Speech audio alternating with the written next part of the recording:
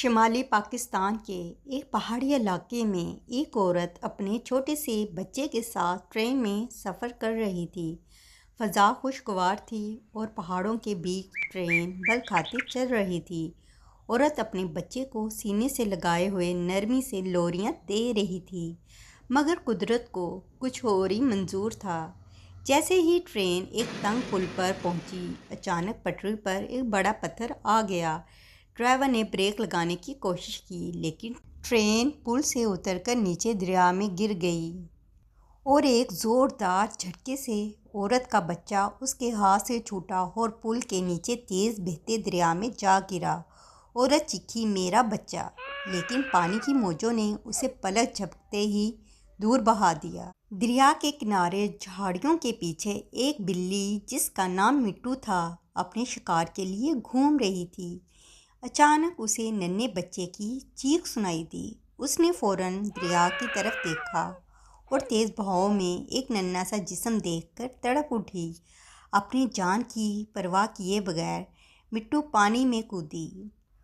बिल्ली तेज़ी से तैरती गई, जहाँ तक कि बच्चे तक पहुँच गई। उसने अपने दांतों से बच्चे के कपड़ों को थामा और किनारे की तरफ वापस जाने लगी।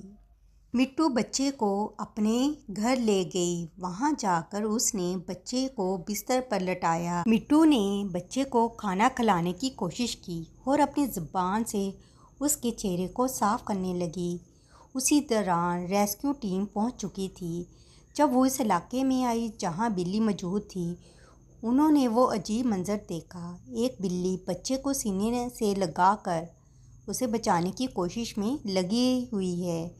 औरत बेइख्तियार बच्चे की तरफ दौड़ी, मगर बच्चा रो रहा था और मिट्टू से अलग नहीं हो रहा था। औरत ने बिल्ली को गोद में उठाया और उसके माथे को चूमा। उसने कहा, तुमने मेरे बच्चे की जान बचाई, तुम मेरे बच्चे की माँ हो। औरत ने फैसला किया कि वो मिट्टू को हमेशा अपने साथ रखेगी। उस दिन से मिट्टू ना सिर्फ एक बिल्ली रही, बल्कि एक माँ कहलाई।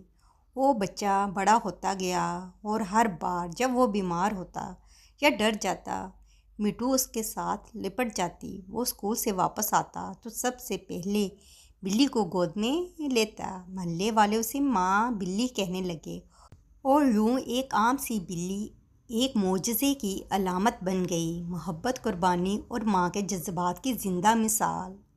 प्यारे बच्चों, इस कहानी से हमें सबक मिलता है कि मोहब्बत की कोई ज़ुबान नहीं होती, बस एहसास होता है।